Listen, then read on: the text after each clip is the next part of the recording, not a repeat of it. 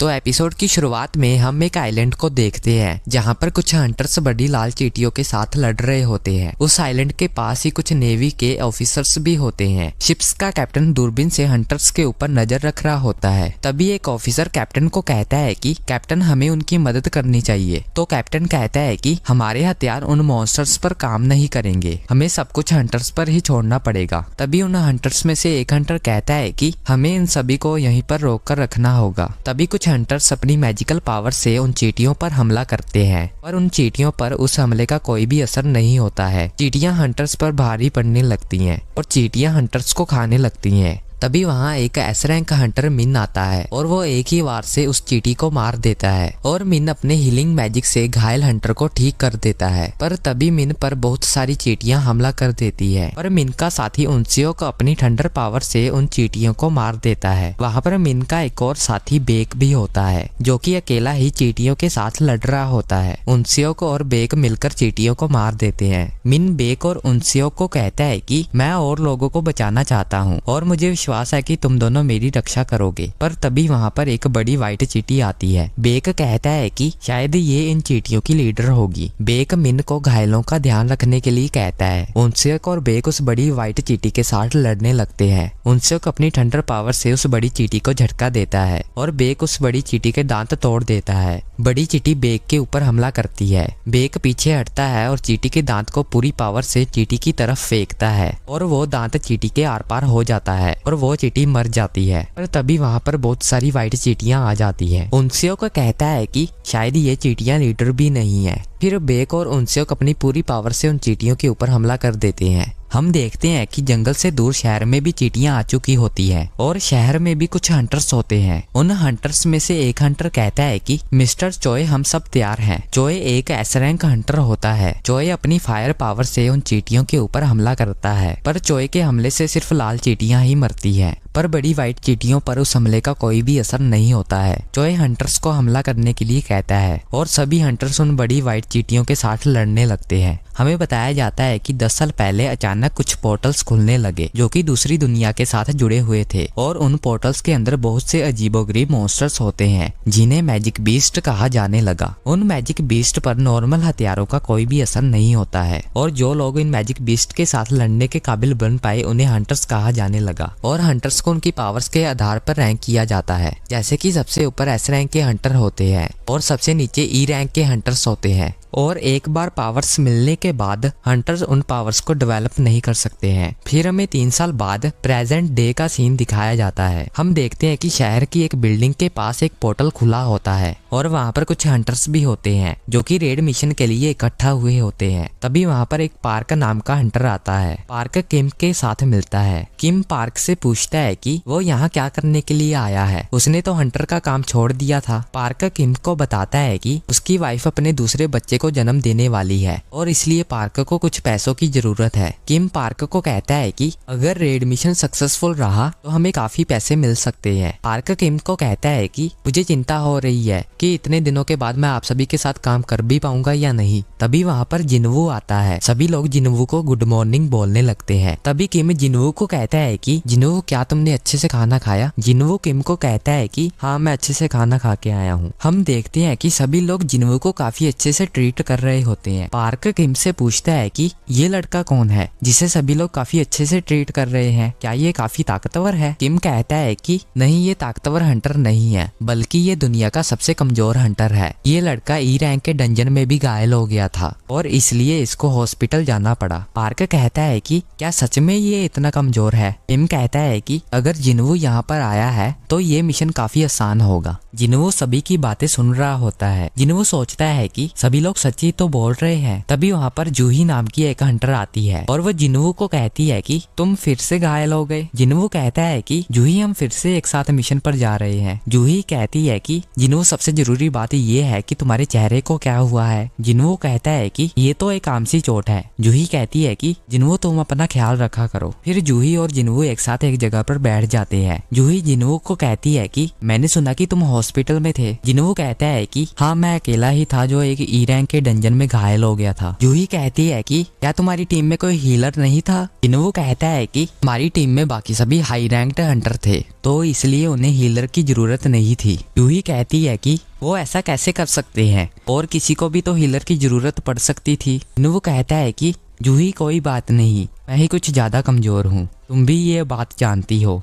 फिर सभी हंटर एक जगह पर इकट्ठा हो जाते हैं। फिर सोंगचुल नाम का एक हंटर कहता है कि मैं इस रेड मिशन का कैप्टन हूँ और हमारी टीम में बहुत से हाई रैंक्ड हंटर हैं और मुझे तुम्हारी टीम को लीड करने में खुशी होगी, तो क्या सभी तैयार हैं? फिर सभी हंटर्स पोर्टल के अंदर जाने लगते हैं। किम जिनवू के पास आता है और कहता है कि जिनवू हमारे साथ ही रहना और घायल मत होना। फिर जूही भी पोर्टल के अंदर चली जाती है। जिनवू अपना चाकू निकालता है और सोचता है कि एक चाकू के साथ थोड़ी सी मैजिक पावर्स और मैं अपनी कमाई से सिर्फ इस चाकू को ही खरीद सकता हूँ, पर ये कुछ ना होने से तो अच्छा ही है। फिर जिनवू हिम्मत जुटाकर पोर्टल के अंदर चला जाता है। फिर हमें गो गुनही के ऑफिस का सीन दिखाया जाता है, जो कि हंटर एसोसिएशन का प्रेसिडेंट होता है। गो का असिस्टेंट गो से पूछता है कि सर आपकी मीटिंग गवर्नमेंट के साथ कैसी रही? गो बताता है कि गवर्नमेंट सिर्फ एक ही बात कहती है कि हमें डंजन को ब्रेक होने नहीं देना है और डंजन से मिलने वाली चीजों को उन्हें अच्छे तरीके से भेजना है। गो कहता है कि वैसे वो कुछ गलत भी नहीं बोल रहे, हम डंजन से मिलने वाली चीजों को बेचकर ही अपनी जिंदगी जी रहे हैं और मारे गए मैजिक बीस्ट से मिलने वाले क्रिस्टल को मैजिक जेम्स बोलते हैं और इन्हें पैसे के लिए बेचा जा सकता है। हम देखते हैं कि जिनवू के हाथ एक क्रिस्टल का टुकड़ा लगता है। जिनवू काफी खुश होता है, पर तभी जिनवू के ऊपर एक मैजिक बीस्ट हमला कर देता है। जिनवू अपने चाकू से मैजिक बीस्ट के हमले को रोकता है,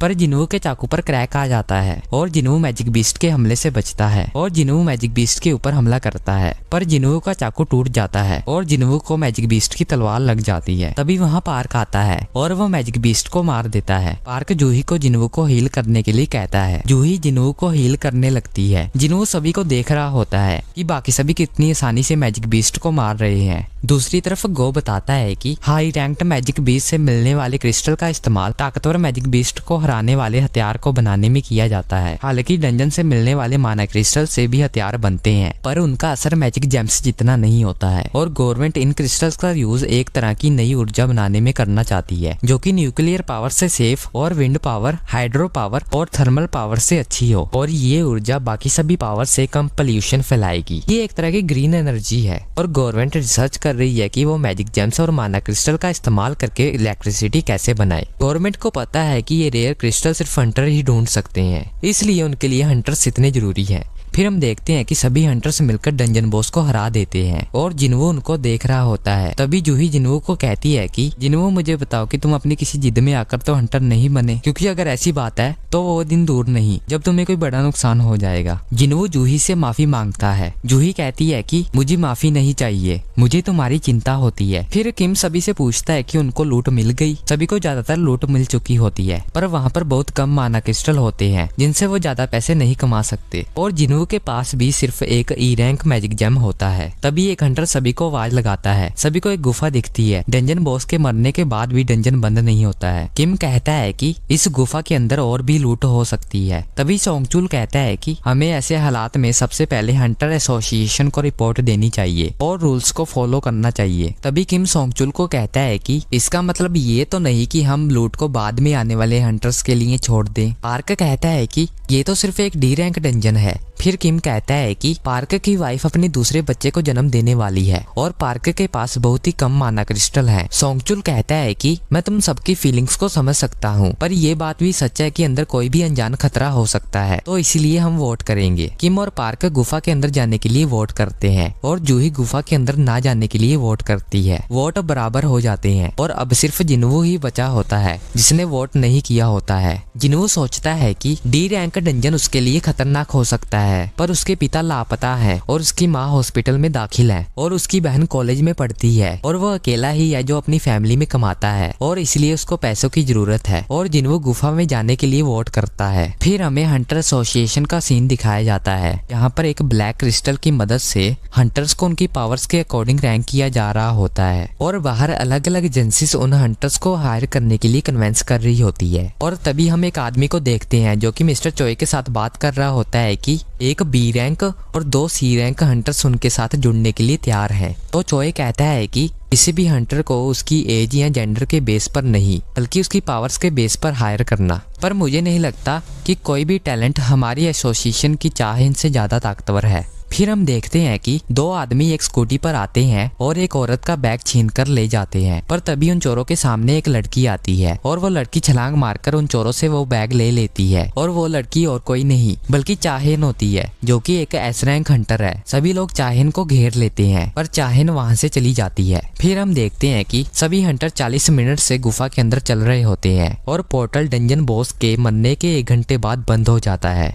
इसका मतलब सभी हंटर्स के पास सिर्फ 20 मिनट हैं। जिनवू जूही से माफी मांगता है क्योंकि उसके वोट के वजह से उसे इस गुफा के अंदर आना पड़ा। जूही कहती है कि कोई बात नहीं, मैं ठीक हूँ। जिनवू जूही को कहता है कि क्या तुम मुझसे नाराज हो? जूही गुस्से में जिनवू को कहती है कि नाराज कैसे ना हूँ, क्या तुम भूल गए अगर तलवार थोड़ी सी भी ज्यादा घुस जाती तो तुम मर सकते थे और मैं बहुत मुश्किल से तुम्हारे हाथ पैरों को ठीक कर पाई हूँ, तुम समझते क्यों नहीं हो? जिनवू जूही से माफी मांगता है। जिनवू सोचता है कि जूही जैसी बी रैंक हीलर की वजह से ही उसकी जान कई बार बची है। जूही जिनवू को कहती है कि अगर तुम सच में माफी मांगना चाहते हो तो अगली बार मेरे साथ खाने पर चलना। जिनवू कहता है कि क्या? जूही कहती है कि क्या तुम्हें मेरे साथ खाना पसंद नहीं है? जिनवू कहता है कि ऐसी बात नहीं है। तभी सभी को एक दरवाजा मिलता है। सभी दरवाजा खोलकर अंदर जाने लगते हैं। तभी हम देखते हैं कि गो नए हंटर्स के साथ मीटिंग कर रहा होता है। गो हंटर्स को बताता है कि 10 साल बाद भी उन्हें पोर्टल्स के बारे में ज्यादा कुछ नहीं पता है। कोई नहीं जानता कि डंजन में क्या हो जाए, इसलिए हंटर बनना काफी रिस्की काम है। भले कोई भी हंटर कितने भी मिशन कर ले पर उन्हें हमेशा सावधान रहना चाहिए। फिर सभी जैसे ही दरवाजा खोलते हैं डंजन की मशालें अपने आप जगने लगती हैं। डंजन के अंदर बहुत सारे स्टैचू होते हैं और डंजन के अंदर एक बहुत बड़ा स्टैचू भी होता है। तभी सोंगचुल को एक मैजिक सर्कल दिखता है। तभी एक हंटर सोंगचुल को वहां लगाता है और कहता है कि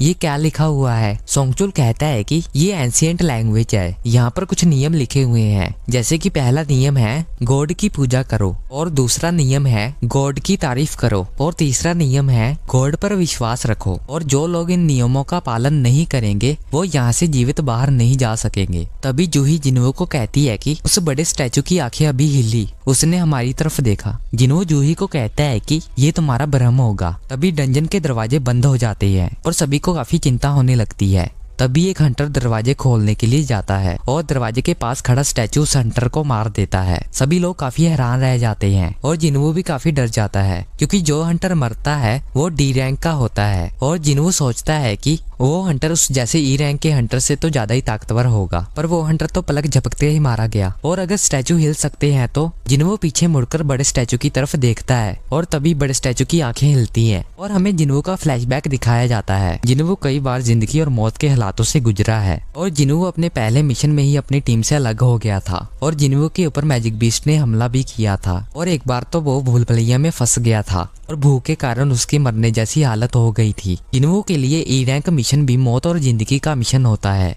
और जिनवू के पास सिर्फ एक चाकू है और अगर वो चाकू भी टूट जाता है तो जिनवू को नंगे हाथों से मैजिक बीस्ट का सामना करना पड़ेगा। जिनवू सभी का मजाक भी सहता है। जिनवू अपनी आसपास की हर चीज को काफी ध्यान से ऑब्जर्व करता है।